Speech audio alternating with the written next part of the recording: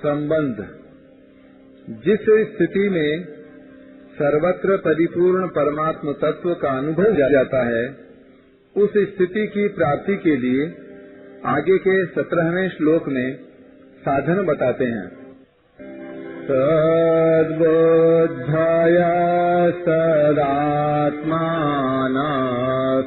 तन्निष्ठा सत्परायणाः गच्छन्त्य पुनरावृत्तिं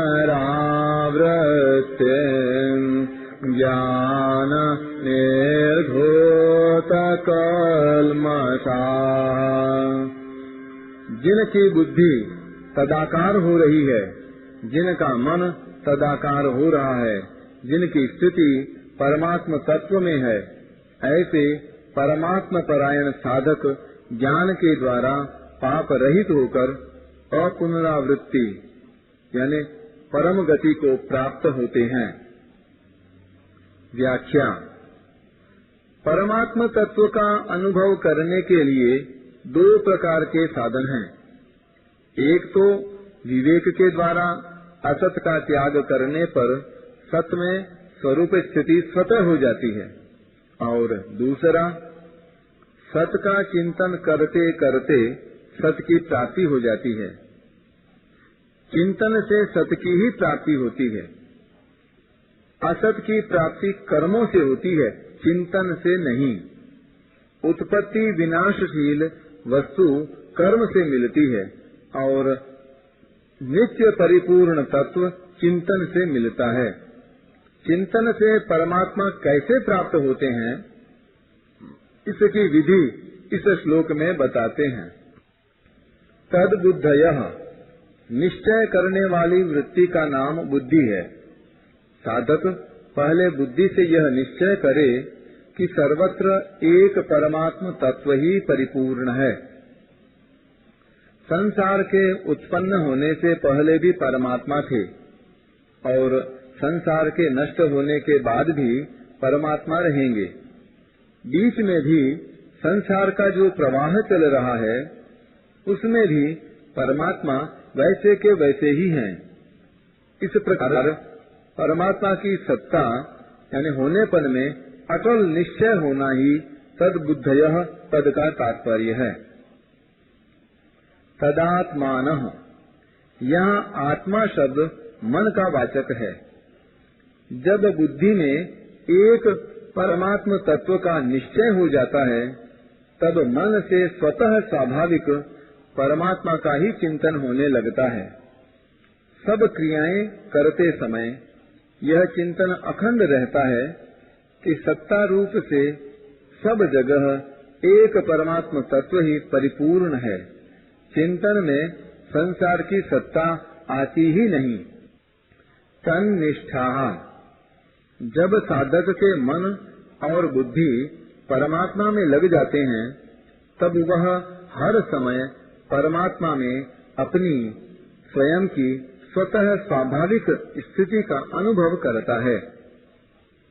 जब तक मन बुद्धि परमात्मा में नहीं लगते, अर्थात मन से परमात्मा का चिंतन और बुद्धि से परमात्मा का निश्चय नहीं होता, तब तक परमात्मा में अपनी स्वाभाविक स्थिति होते हुए भी उसका अनुभव नहीं होता।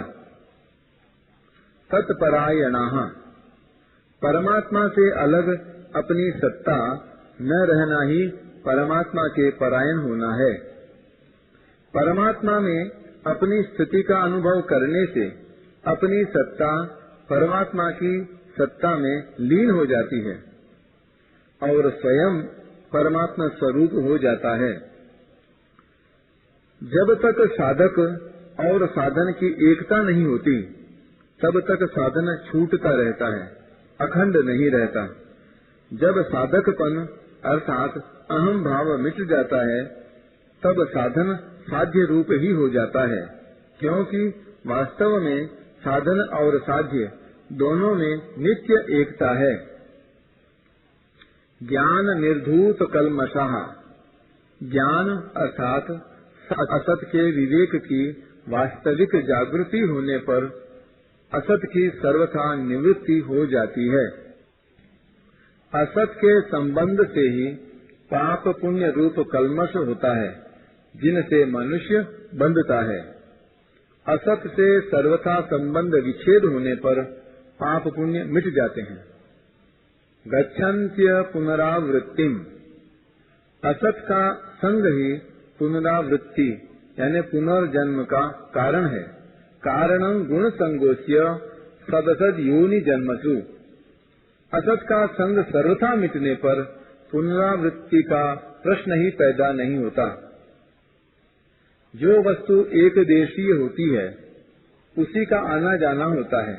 जो वस्तु सर्वत्र परिपूर्ण है वह कहाँ से आए और कहाँ जाए। परमात्मा संपूर्ण देश काल वस्तु परिस्थिति आदि में एक रस परिपूर्ण रहते हैं, उनका कहीं आना जाना नहीं होता। इसलिए जो महापुरुष परमात्मा स्वरूप ही हो जाते हैं उनका भी कहीं आना जाना नहीं होता। श्रुति कहती है, न तस्य प्राणा उत्क्रामन्ति ब्रह्मैव सन् ब्रह्मात्येति। उसके प्राणों का उत्क्रमण नहीं होता, वह ब्रह्म ही होकर ब्रह्म को प्राप्त होता है। उसके कहलाने वाले शरीर को लेकर ही यह कहा जाता है कि उसका पुनर्जन्म नहीं होता। वास्तव में यहाँ गच्छन्ति पद का तात्पर्य है वास्तविक बोध होना, जिसके होते ही नित्य प्राप्त परमात्म तत्व का अनुभव हो जाता है।